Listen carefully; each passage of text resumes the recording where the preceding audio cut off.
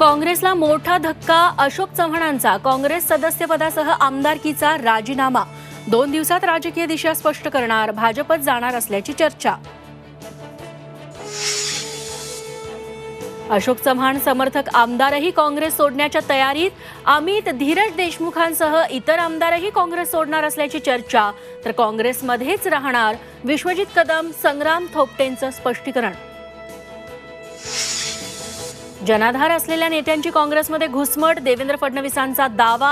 आगे आगे देखो होता है क्या, फडणवीसांचं सूचक वक्तव्य। भाजप 40 पारही पोहोचणार नाही म्हणून फोडाफोडी।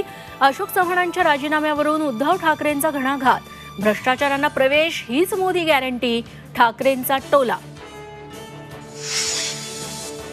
16 फेब्रुवारीला विधिमंडळाचं विशेष अधिवेशन, मराठा मागास अहवालाला मंजुरी मिळण्याची शक्यता।